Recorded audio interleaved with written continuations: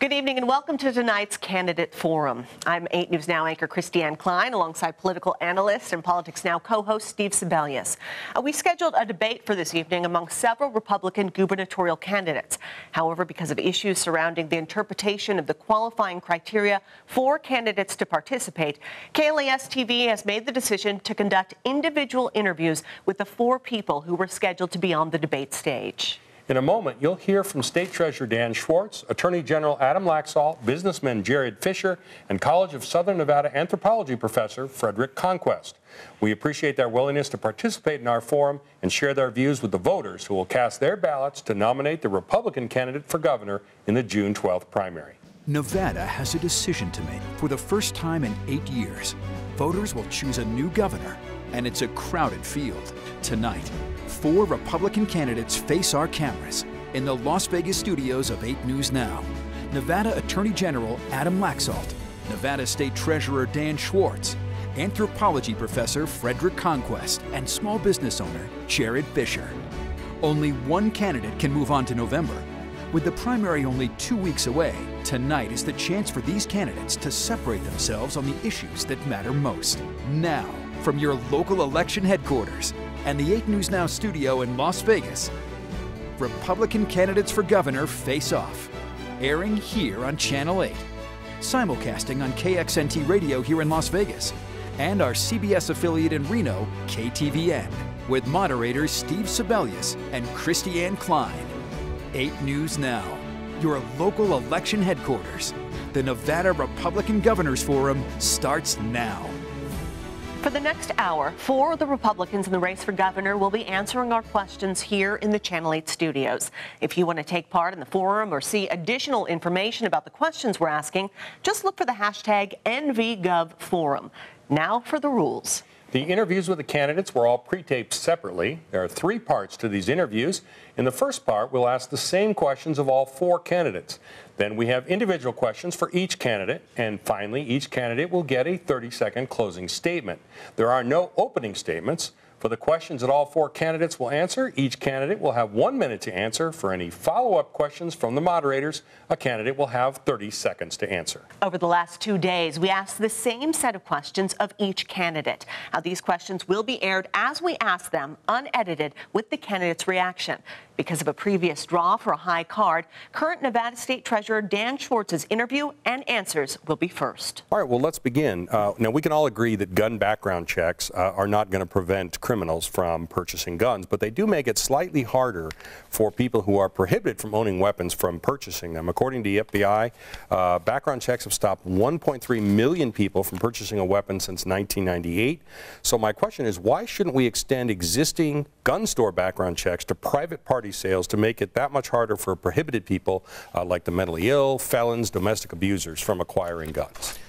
Steve, I am fully supportive of the Second Amendment. I have no question there is no question that 99% of Nevadans know how to handle a gun.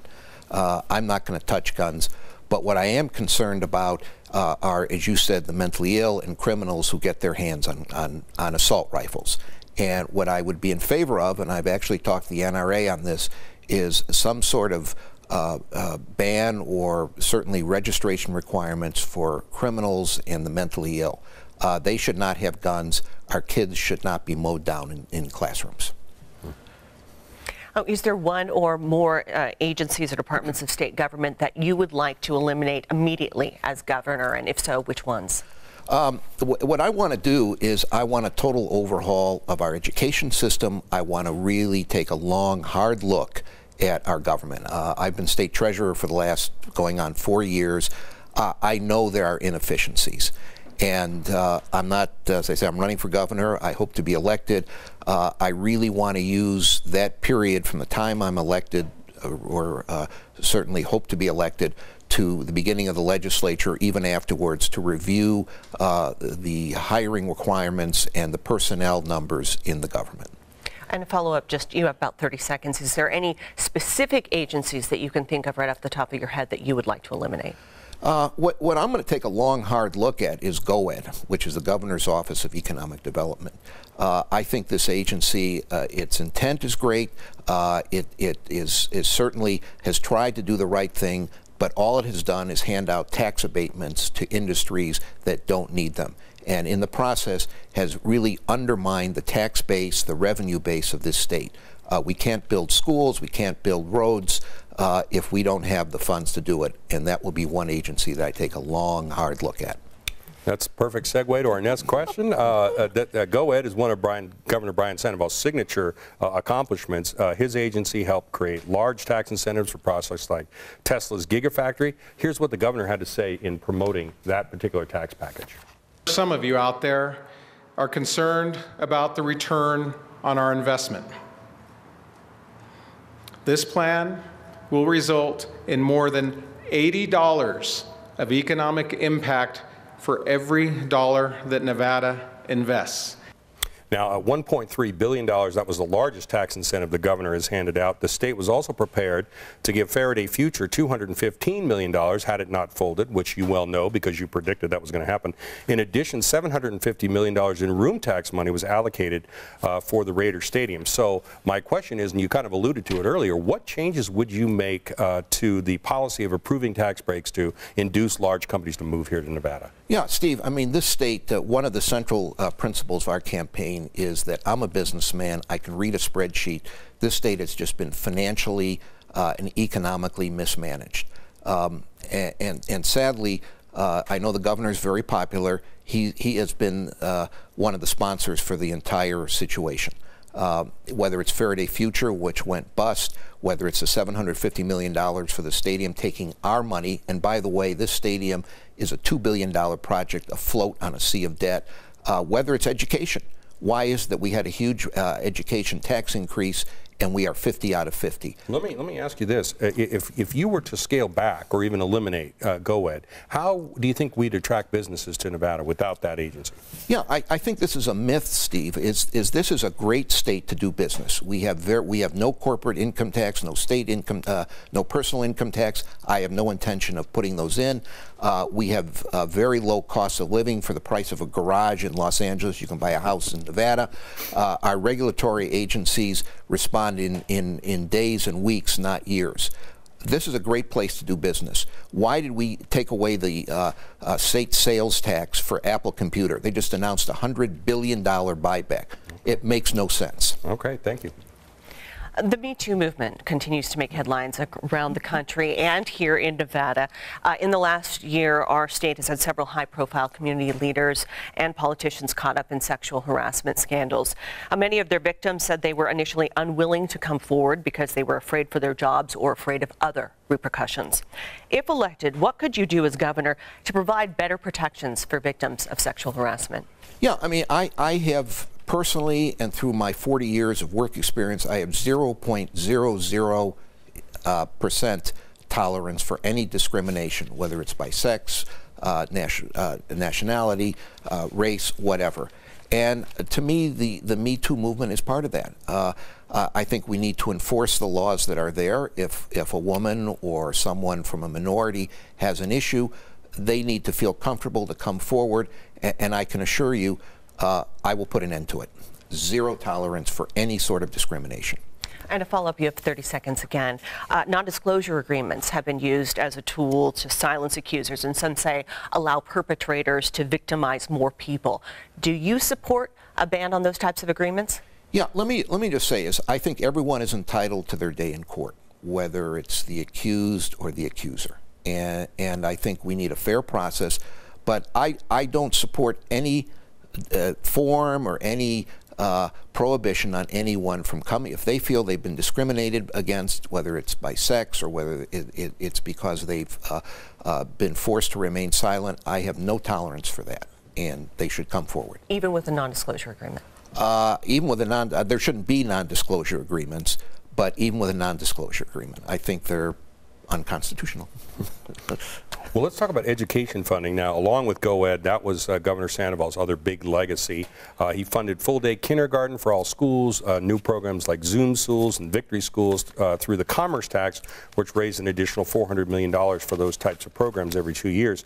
Here's what some of the candidates have had to say about the Commerce Tax. Let's take a look. I'm committed to keeping public education funding the way it is, and certainly if we have increased revenues, it's something I'll look to expand. I want to repeal the Commerce Tax, and the reason's very simple. We voted against it 4-1. As a state, we must place education at the top of our priority lists. We simply can't keep doing the same thing over and over again and expect different results. So my question is, you proposed rating the Raiders room tax subsidy for education. How can you do that without the approval of the legislature? Steve, on the $750 million is our money. It is money that is going to build this stadium. And truthfully, it is part of a financing package for the stadium that makes no sense. And we'll see in a year from now, but it's my belief the Raiders and the Stadium Authority do not have the money to finish this stadium. It is a stadium afloat on a sea of debt with no apparent way to pay it back, except for the public portion, which has already been paid for. I truly believe, as I say, our education, Governor Sandoval's heart's in the right place. I think he certainly intended to do the right thing, but what are the results? We are 50 out of 50 out of 53 surveys, 51 out of 50 in another survey. We need to take a total overhaul of Title 34, which is the education statutes, and revisit our education system.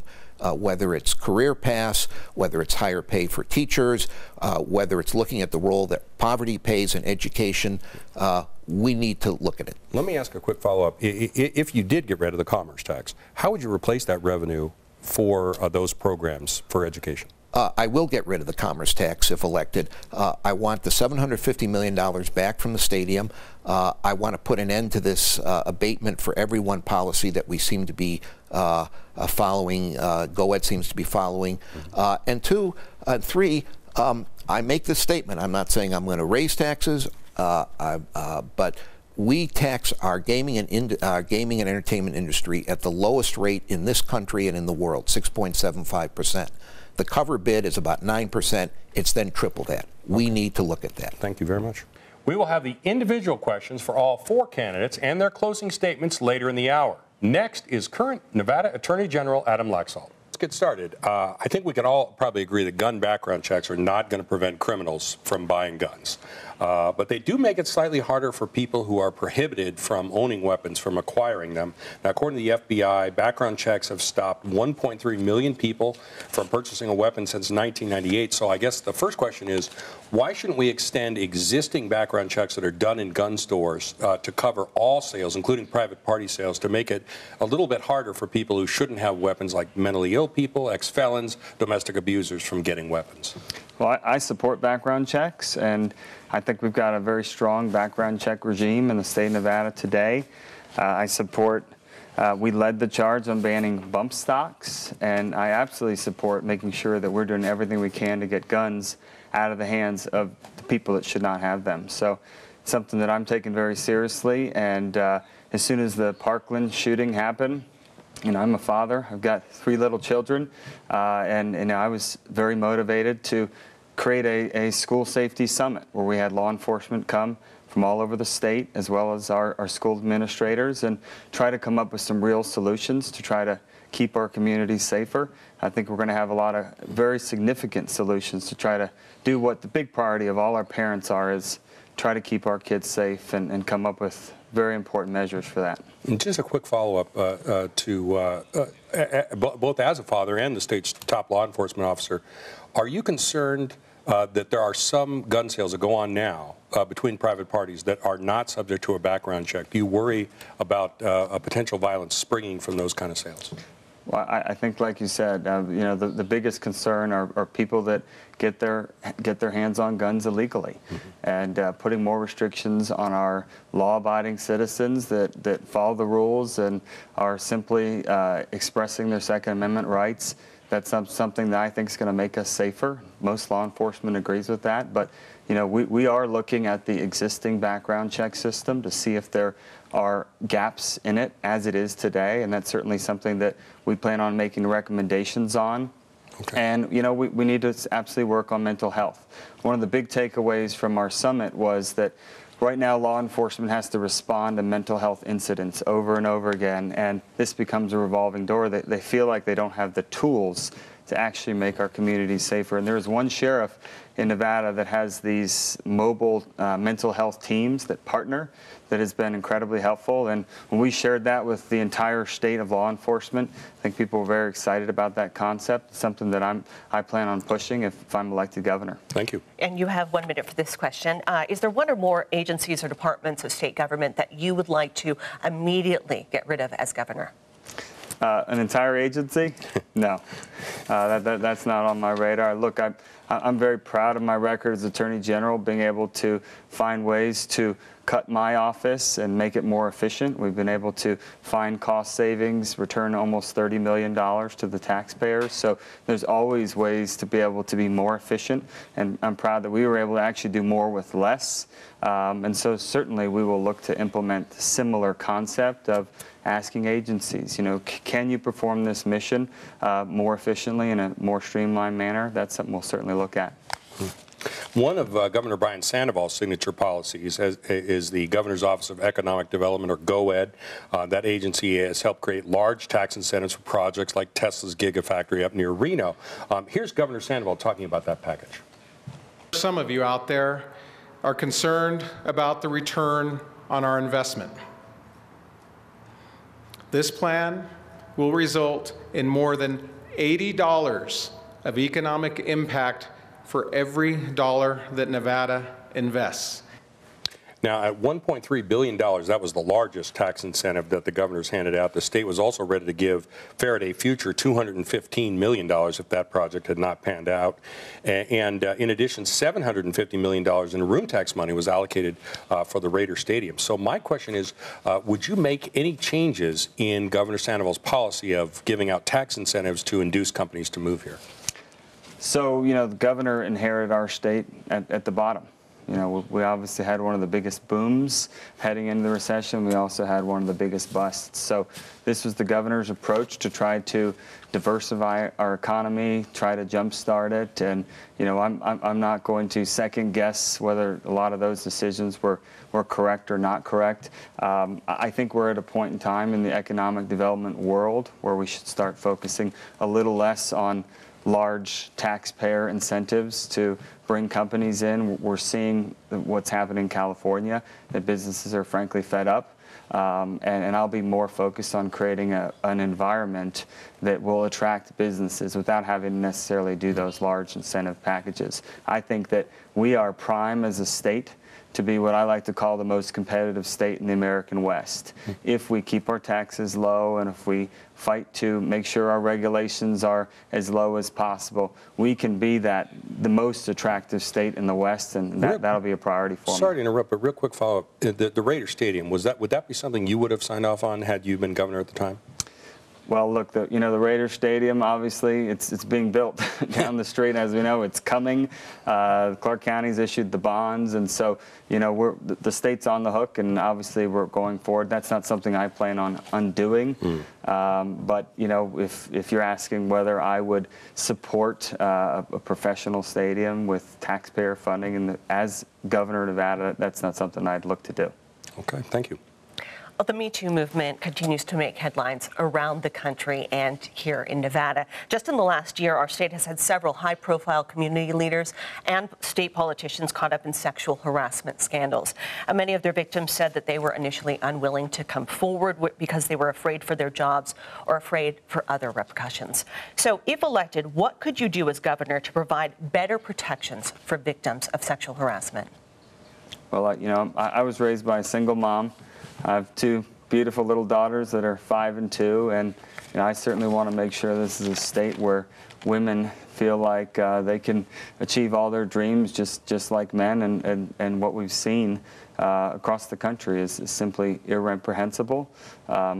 Typically it's a past generation, and it's hopefully something that future generations just simply are not putting up with. I know it's not something we put up with in our office, and the governor has updated the policies for the state to make sure there's proper avenues to report. We have the same in our office so that a woman always feels safe to report to someone in the chain of the command, which can be a female if they, for some reason, don't want to report to a male. And so it just has to be a priority and will be a priority if I'm the governor of the state. And to follow up, and you have 30 seconds to answer this question. Given what you just said, can you address your endorsement from the Story County Sheriff, who has facing multiple accusations, including sexual harassment and sexual assault? Now, given that he has admitted some of those allegations against him in a deposition, will you renounce or reject that endorsement? So, we're a prosecuting office, and I hope the voters understand that while there's kind of political theatrics going on right now and people demand immediate rejection or endorsement, things like that, this case was referred to my office just a few weeks ago. I have career prosecutors, investigators looking on it, and I've said this before. It's not covered, of course, because they want to use this as a political battering ram. I'm not going to do or say anything until that investigation is complete. And I think if I were to come out and unendorse or endorse at this stage of the game, it would either predict or prejudge the investigation. There was an investigation, though, and according to that, it said, it is our opinion that a reasonable person could have concluded that the text messages sent by the sheriff were meant to be suggestive comments or requests, demands, or pressure for sexual favors. So given that information, that investigation has already been concluded, do you still accept his endorsement, or would you reject that endorsement? What I said still stands. I don't want to say anything about this until my office has concluded its investigation. It will conclude its investigation, it'll move forward or not move forward. In that point in time, I can address this political side, whether I'm going to accept an endorsement or not endorsement, but I believe it's proper to wait until our office has completed its review. So it still stands for now. Okay, thank you. Let's talk about education funding. It's along with GoEd, education reforms are part of Governor Sandoval's legacy.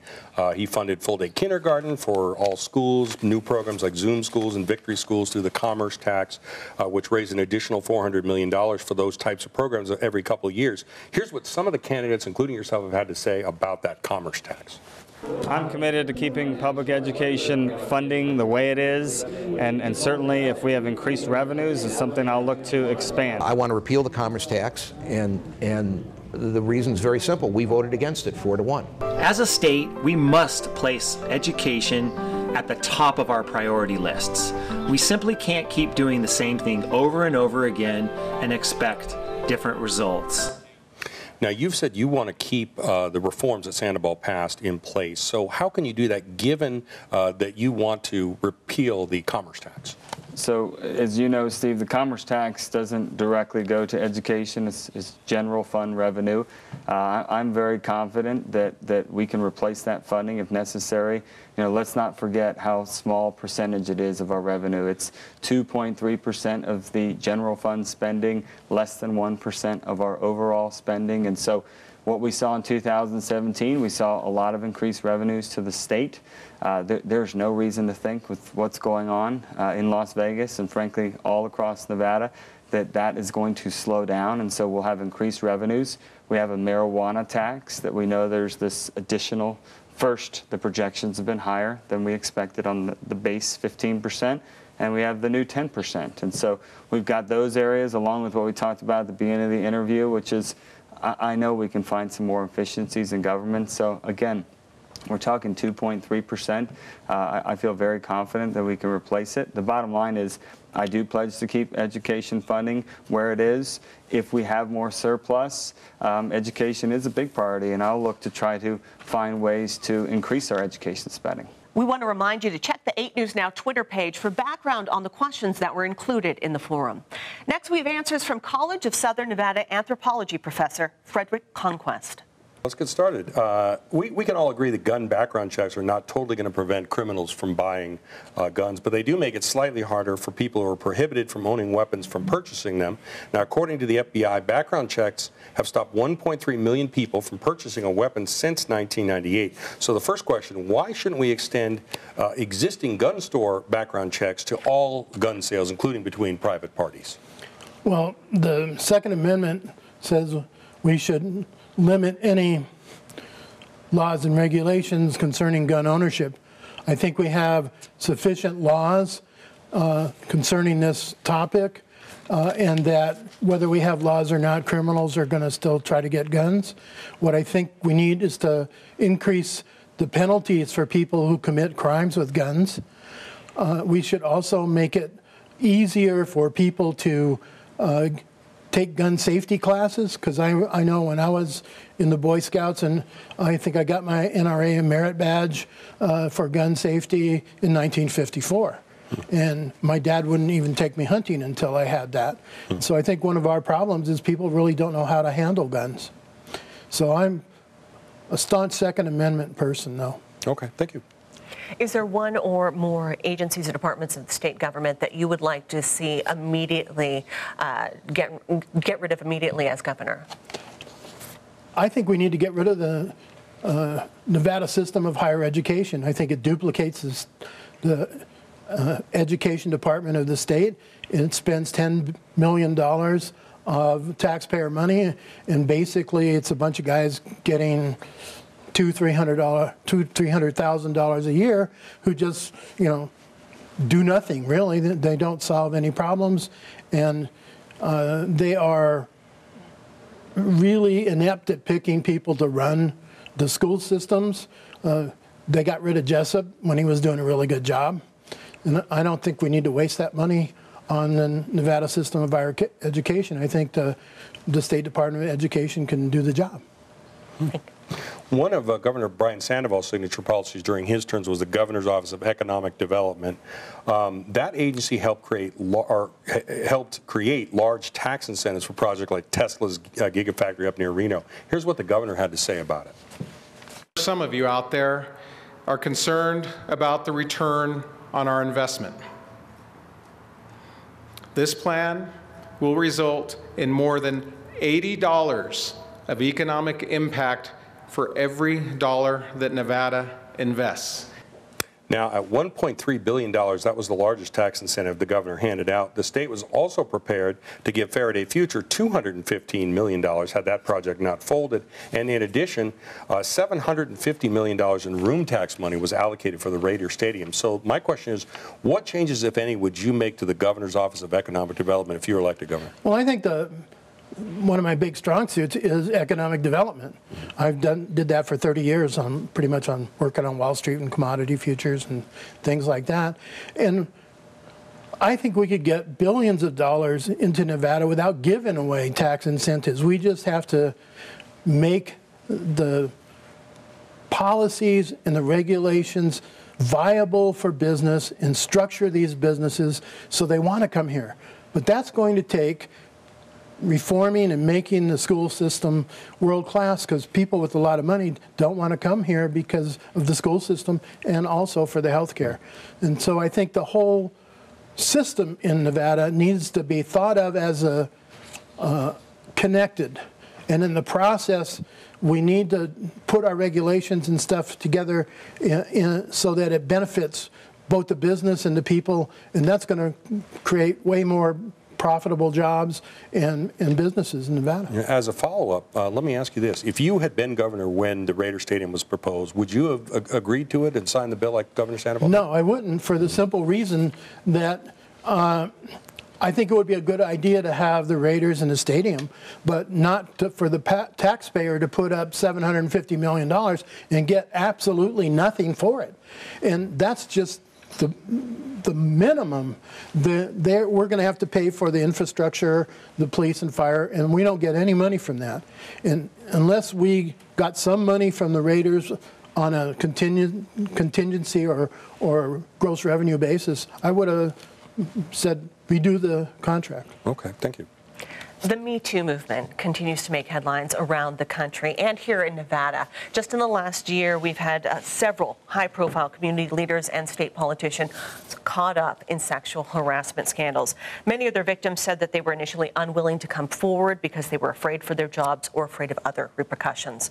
So if elected, what could you do as governor to provide better protections for victims of sexual harassment? Well, I think what we have to do is we have to make it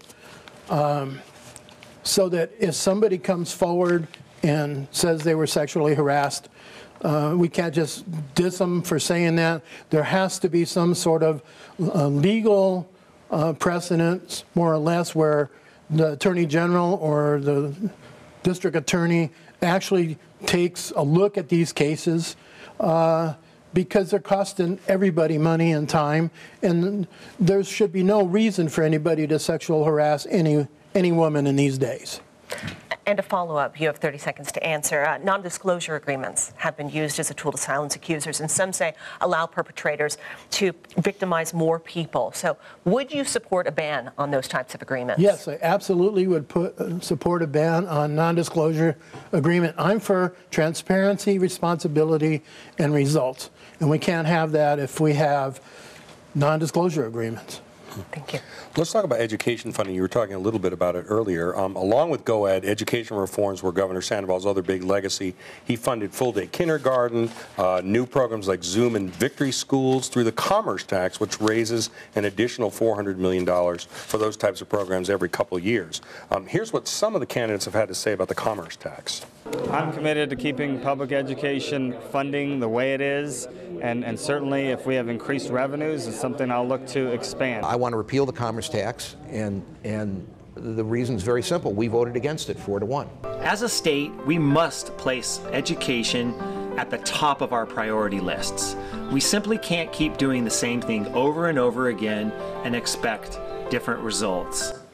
So the question is, would you keep the Commerce Tax in place and keep Sandoval's education reforms in place as well? I would keep the early education program in place.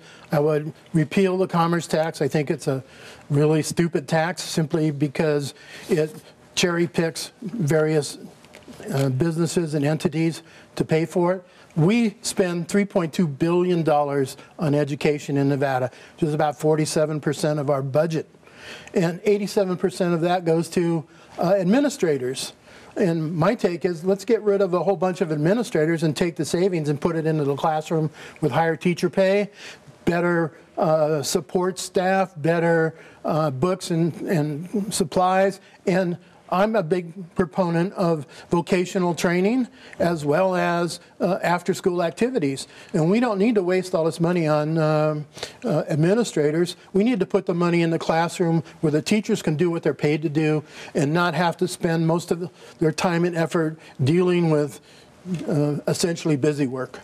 Okay, thank you. And the fourth candidate in this part of the forum will be small business owner Jared Fisher. Here are his answers. Let's begin. Now, we can all agree that gun background checks will not totally prevent criminals from buying guns, but they do make it slightly harder for people who are prohibited from owning weapons from purchasing them. Now, according to FBI statistics, background checks have stopped 1.3 million people from purchasing a weapon since 1998. So my question is, why shouldn't we extend existing gun store background checks to private party sales to make it harder for prohibited people like the mentally ill, felons, and domestic abusers from acquiring a gun? Well, I'll just straight say this, that I am not for background checks, so to speak. I do believe that we need to implement the laws that we currently have. But I don't own a gun, but I respect them, and I know that guns aren't what everybody thinks they're out to go kill people.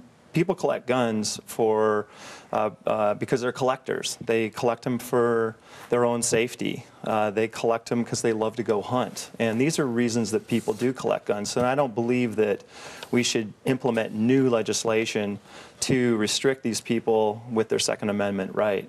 And I think we already have enough laws in place. If we simply just follow what we have, then I think that we can start to address other ways of stopping this violence before it happens. So. And now for the next question. Is there one or more agencies or departments of state government that you would like to immediately get rid of as governor? Well, I love the question. I have a program that's called SWEEP, which is Statewide Executive Efficiency Program, and which is on my website, which will basically be implementation of going out and auditing all the different state departments that we have that currently receive funds for our state, and basically, in a nutshell, cutting out the waste. I've worked with the government for 28 years in my business, but on the other side. And I believe that we can cut between 1 and 3 to 5% of waste immediately just by going in and running this auditing. We can consolidate departments. We can and not just audit, but we can, for example, my business, I've only been audited one time for sales tax, and I've been in business 28 years. To me, that's inefficiency. So implementing my new program, SWEEP, we'll go in and do those things. Now, currently we spend $351 million on state government. If we were just to cut out 1% of that, that's $3.5 million. Imagine if we cut out $10 million. That would be $35 million.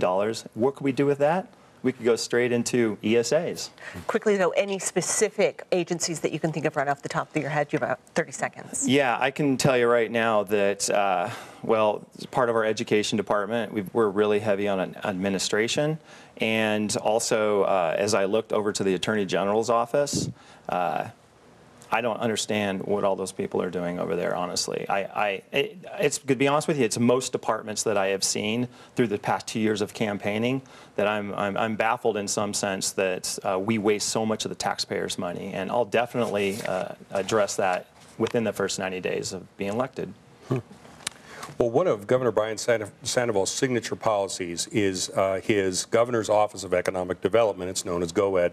That agency helped create large tax incentives for projects like the Tesla Gigafactory. So here's Governor Sandoval promoting his tax package. Some of you out there are concerned about the return on our investment. This plan will result in more than $80 of economic impact for every dollar that Nevada invests. Now, at $1.3 billion, that was the largest tax increase that the governor handed out to Tesla. The state was also prepared to give Faraday Future $215 million, but that project folded. In addition, $750 million in room tax money was allocated, as you know, for the Raiders stadium. So my question is, what changes, if any, would you make to Governor Sandoval's policy of approving tax breaks for large companies like these to get them to move to Las Vegas? Okay. Well, first off, I'm a 28-year business owner here in Nevada, and homegrown right here from a UNLV marketing project. I've started with nothing, and now we fall into the commerce tax. So we've grown quite a bit over the years. I can tell you this. If you don't put money out, you're not going to attract business in. We as a state, we cannot expect people just to move to Nevada to open up businesses. Most of the time it comes down to the dollar. I mean, some CEOs will move to different states based on they want to live there or whatnot. But at the end of the day, it comes down to the number. You've got to create some type of an incentive. Now, do I believe Faraday was a good idea? That's bad negotiating. I would have done it differently, and I think that's the difference between me and some of my opponents in this race is I'm the only business guy who is a business owner here in Nevada. I see it differently. I don't see it like maybe, say, a lawyer would see things. You know, they're good with their tongues. I'm good with numbers. Okay. So, you know, that's how I would go about it. But there's a lot of things that we could do. We don't have to sell the whole farm to bring companies here. We need a good negotiator. Thank you. The Me Too movement continues to make headlines across our country and here in Nevada. Over the last year, our state has had several high-profile community leaders and politicians caught up in sexual harassment scandals. Many of the victims said that they were initially unwilling to come forward because they were afraid for their jobs or afraid of other repercussions.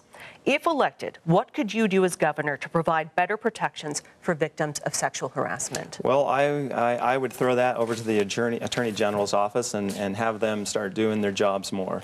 I believe that we should all be held accountable for things that we do. We are a nation of laws.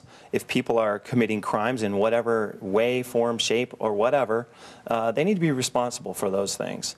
And, you know, I'm a Christian, and I believe believe that I have my ethical and moral values that I carry with me, and those are important to me. And as a governor, I'll carry those straight to Carson City as well. I don't stand up for people who lie, people who steal, or people who cheat. Those are three things that I always ask people who, when I interview them.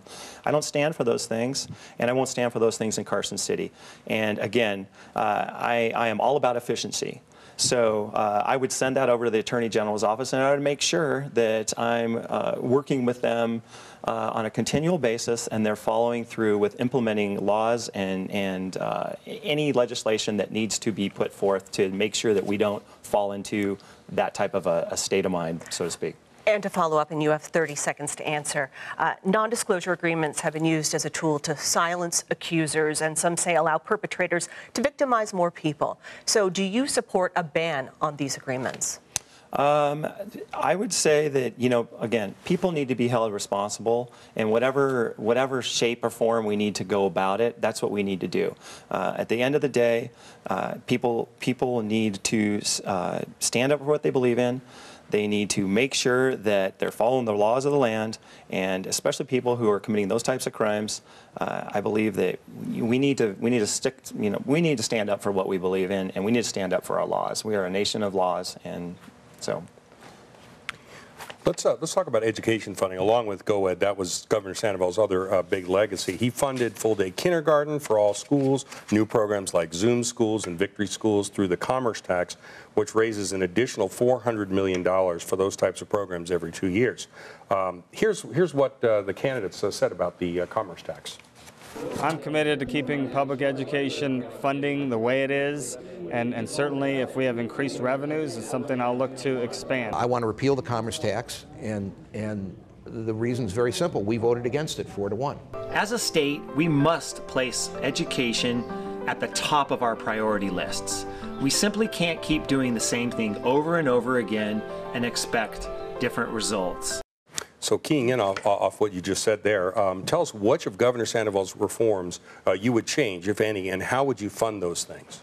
Well, if you want to talk about education, because that was just mentioned there, let's talk about ESAs. It wasn't meant to be this massive political battle.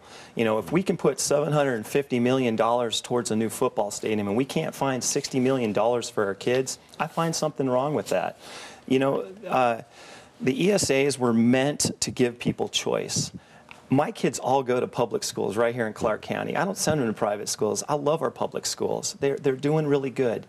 But we need competition, because when you get, it's just like business. If you get in this rut and you think you're the best at something for too long, you're never going to expand, you're never going to grow, you're never going to innovate, and nothing ever climbs.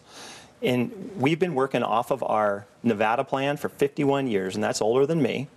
And to me, if we're working off the same thing that long, and when Governor Sandoval took office, and I like Governor Sandoval, I think he seems like a really nice guy. I've only met him twice, but he's got some good ideas. But at the end of the day, I look at the track record. We started last, we're now last.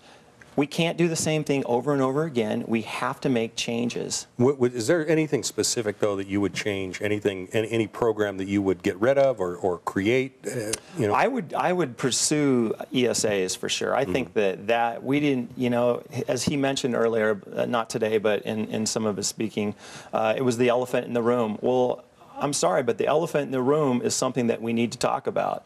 I would have taken that elephant and rid him right out, and taken it and gotten $60 million through savings in my SWEEP program.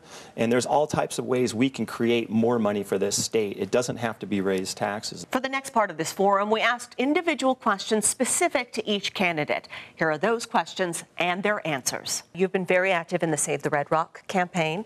The land that developer Jim Rhodes owns is almost entirely outside the conservation area. Normally, the Republican philosophy would be that a developer has the right to put structures or homes on land that he or she owns. So why do you break with him on this specific issue? Okay, well, he owns all of his land in the center of Red Rock, and it's the gypsum plant on top of the mountain. And he has every right to use that land as he purchased it. He purchased it at 1 house per 2 acres. No one's arguing with him on that at all. In fact, we've told him many times, you know what? Yeah, you should go up there and build a house every 2 acres. It would be gorgeous up here. But the truth of the matter is he wants to change the rules for himself. I live in a little town called Blue Diamond. I bought my land, my house at 1 house per 2 acres. Why should he have it special for him? What I would be looking at is those people on the county commission who are making the decisions that side over to Jim Rhodes. Why are they deciding to do that? Well, we can talk about maybe campaign contributions. That's a serious question. But in Red Rock is not just about the land. It's about the overall value of Red Rock Canyon to not only the state of Nevada as an economic powerhouse, but also our country. It's a national conservation area. There's some things that do need to be protected, and that's one of them. Jim Rhodes has every right to use his land as he purchased it, but he does not have the right to go in and change it just for himself. There have been proposals to place community colleges under a separate board of regents or under the control of local governments. Now, if a bill came to your desk that said that, would you sign it and explain why or why not? I would probably not sign it for the simple reason that it would create another layer of bureaucracy that we don't need. It's not that the community colleges are doing a good job. They are. But we can do a better job, especially in terms of vocational training. And I think all of education needs to be under the State Department of Education. We don't need any superfluous programs or policies or committees, etc., to just waste taxpayer money. And as a result, I would say let's keep it the way we're doing it. And as for the Board of Regents, I'm not really a big fan of the Board of Regents. And my take is, while it's required in the Nevada State Constitution, no law says we have to pay them. Speaking of criminal justice, back in 2017, there was a case involving a man named Frederick Steese that came in front of the Pardons Board. As Attorney General, you sit on the Pardons Board. You were the only member of the Pardons Board to vote against a pardon for Steese, even though a judge had declared that he was actually innocent of the crime that he'd been accused of. Here's what happened at that hearing. Governor, am I able to abstain on the vote? I don't know if we've ever had an abstention. In absence of a conflict, I think not.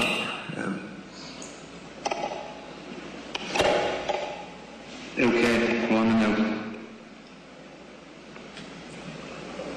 So, did you vote no? Yes. So yes, you voted no. I just want to be clear. Not only sit on the Pardons Board, but your vote is going to be required in order to grant a pardon to any ex-felon who's come before the board seeking a pardon. So I guess my question is, what criteria would you use to decide who does and does not deserve to get a pardon from that board?